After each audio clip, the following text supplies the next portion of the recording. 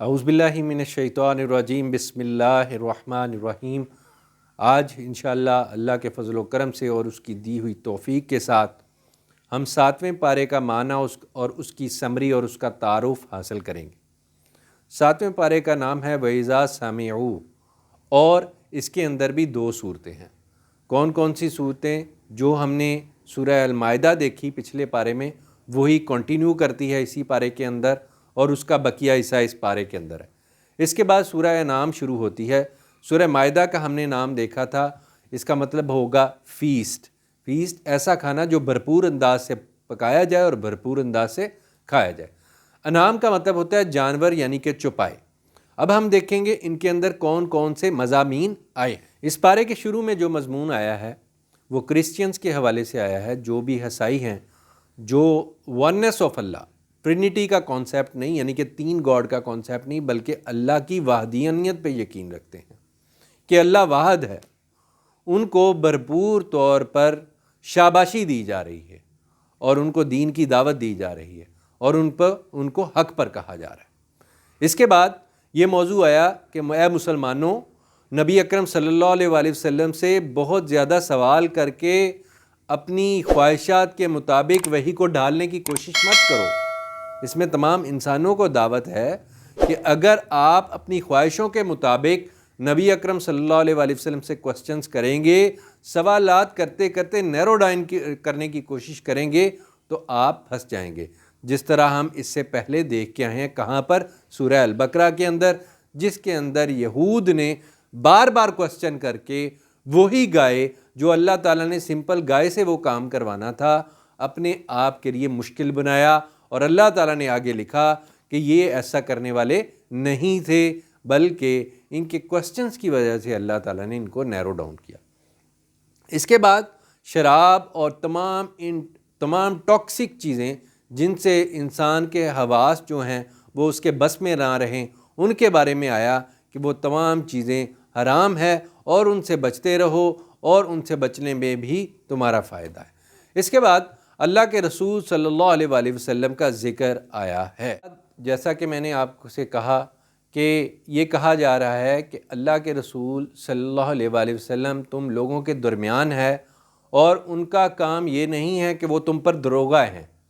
بلکہ ان کا کام یہ ہے کہ وہ صاف صاف میسج تم لوگوں تک پہنچا دیں۔ اٹس اپ ٹو یو کہ آپ اس میسج کو مانیں یا نہ مانیں۔ پھر قرآن کی حقانیت کے حوالے سے آ رہا ہے کہ قرآن ایک نصیحت ہے، اور اس کے بارے میں اگر آپ کچھ اور بھی کر لیں گے، اس کو معجزاتی طور پر بھی لے کے آ جائیں گے، تو یہ کبھی نہیں مانیں گے جب تک ان کو اللہ تعالیٰ کا ایک ڈر نہ سنایا جائے۔ پھر تمام تر سپرسٹیشن، یعنی کہ توہمات جو کفار کے درمیان تھی، وہ کیا تھیں کہ مختلف جانوروں کے ساتھ مختلف قسم کی توہمات، مختلف چیزوں کے ساتھ مختلف قسم کی توہمات، ہنڈیا کو گھر کے اوپر رکھ دینا، پھر گاڑی کے ساتھ جوتا باندھ دینا، کلائی کے ساتھ دھاگا باندھ لینا، ان تمام چیزوں کے ساتھ جو چیزیں جڑی ہوئی ہیں ان کی نفی کی جا رہی ہے، اور ان سے منع کیا جا رہا ہے کہ بھائی تمام تر توہمات کا تعلق اللہ کی وحی سے نہیں ہے، یہ تم نے خود سے ایجاد کی ہوئی ہیں۔ اس کے بعد آگے ذکر آتا ہے کہ جب بھی کوئی فوت ہونے کے قریب ہو اور وہ اپنی وصیت کرنا چاہے، اپنی ول شو کرنا چاہے، تو وہاں پر کوئی وٹنس موجود ہونا چاہیے، اور وٹنس کا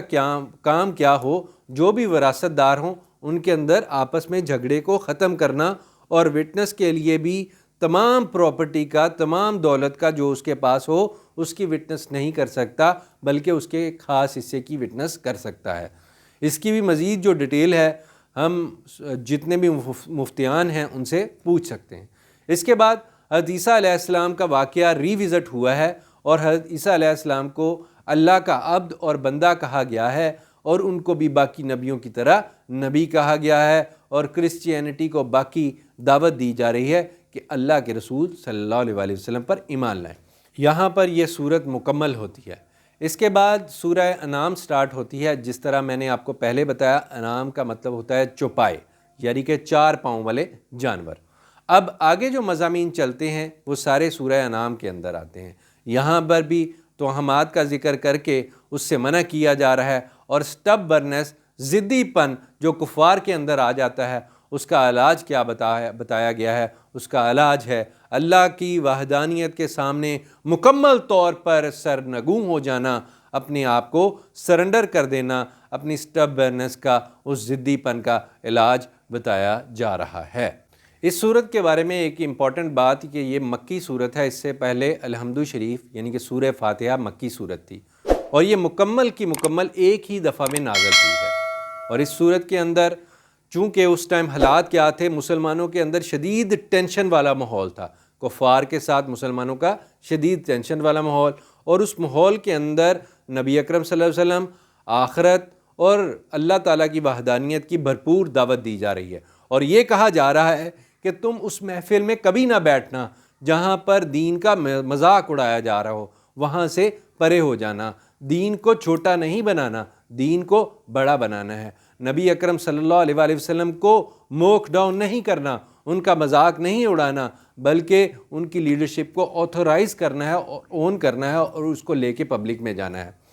اس سے پہلے اللہ تعالیٰ نے کہا تھا کہ جتنے بھی قرآن مجید کے اندر فیصلے آ رہے ہیں یہ بیسٹ انٹرسٹ آف پبلک ہیں، یہ کوئی ایسے فیصلے نہیں ہیں جو آپ کے اندر بھرپور قسم کی ضدی پن پیدا کریں، یہ ایسا نہیں ہے، بلکہ بھرپور قسم کی بندگی کے لیے آپ کے اوپر نازل کیے جا رہے ہیں۔ پھر اللہ تعالیٰ کی وحدانیت کی، اللہ تعالیٰ کی خلقیت کی، کریشن کی بھرپور مثالیں اور ایویڈنس دے کے یہ بات ثابت کی جا رہی ہے کہ بھائیو اللہ پر ایمان لاؤ اور اللہ کے آگے سرنڈر کرو، اللہ کے آگے اپنی التجائیں رکھو، اللہ سے مانگو اور اللہ کو بڑا مانو۔ وآخر دعوانا ان الحمد للہ رب العالمین۔